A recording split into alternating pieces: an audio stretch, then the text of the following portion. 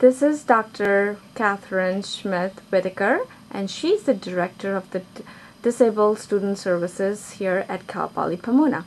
I'm interviewing her to introduce my project on creating accessible PDF documents.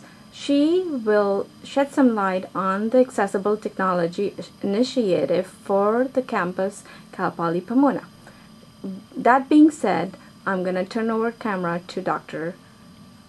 Catherine. The Accessible Technology Initiative, or ATI as we know it, is an effort on our campus at Cal Poly Pomona as well as the CSU system-wide to bring our environments related to information and electrical and technology to standards so that there is accessibility and inclusiveness of all individuals with and without disabilities over the next 5 years.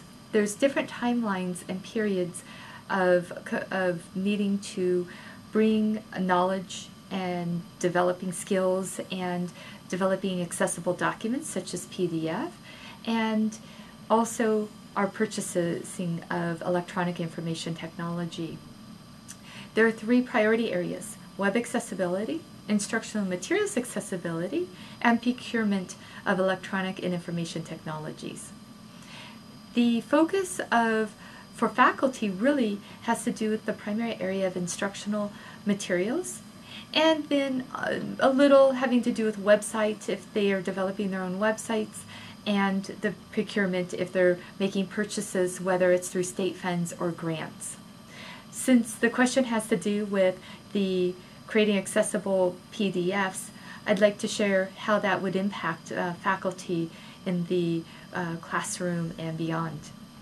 When thinking about the technology initiative and creating accessible documents, oftentimes faculty will create a document and it will be handed out in class. It will be put onto an electronic website. It will be used within Blackboard.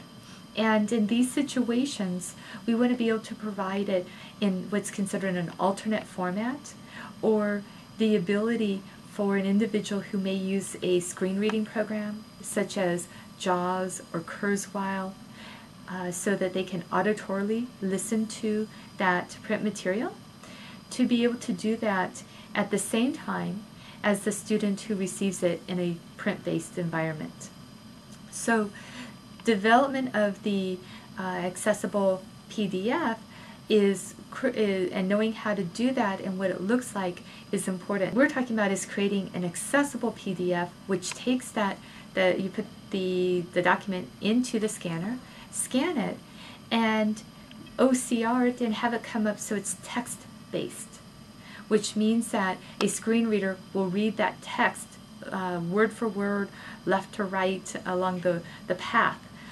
And so it will be an accessible document with the screen reader versus an image only. When it's an image, the screen reader will just say image or graphic, but it won't share what that content is. And we know it's important that content is what is shared when providing the print material. So what we're talking about is taking the content that the faculty is using and putting it into a format that is available and usable by everyone.